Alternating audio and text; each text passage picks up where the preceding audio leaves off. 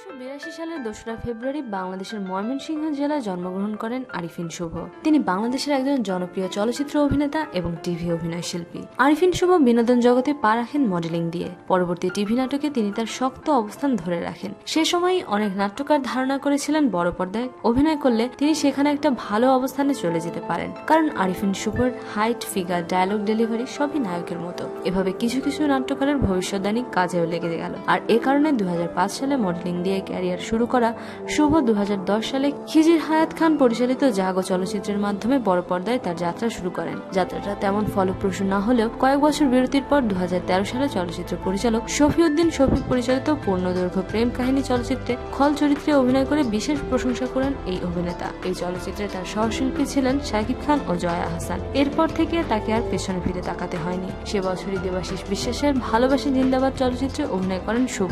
এতে তার বিপরীতে কাজ করেন আইরিন সুলতানা। পরবর্তী বছর অর্থাৎ 2014-তে ইফতেখার চৌধুরীর অগ্নি, সাদাত হোসেন লিটনের মন বোঝে না, মোহাম্মদ মোস্তফা কামাল রাজ পরিচালিত তারকাটা ও আশিকুর রহমান পরিচালিত কিস্তিমা চলচ্চিত্রে অভিনয় করেন।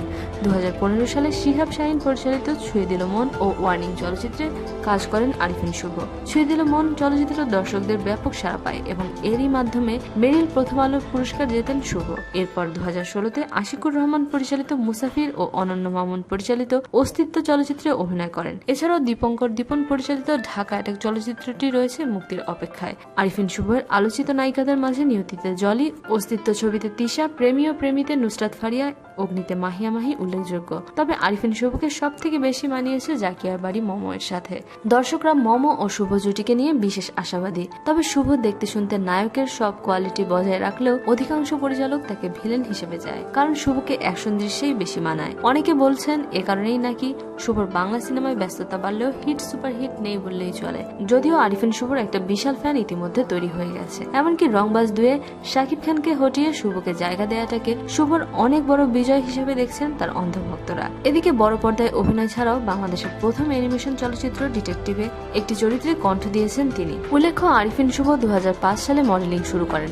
2007 সালে প্রথম মোস্তফা সরোয়ার ফারুকীর হ্যাঁ না নাটকে অভিনয় করেন। 2008 সালে ইজ ইকুয়াল টু ধারাবাহিক নাটকে অভিনয় করে তার অবস্থান শক্ত করেন। এদিকে ব্যক্তিগত জীবনে আরিফিন শুভ বিবাহিত।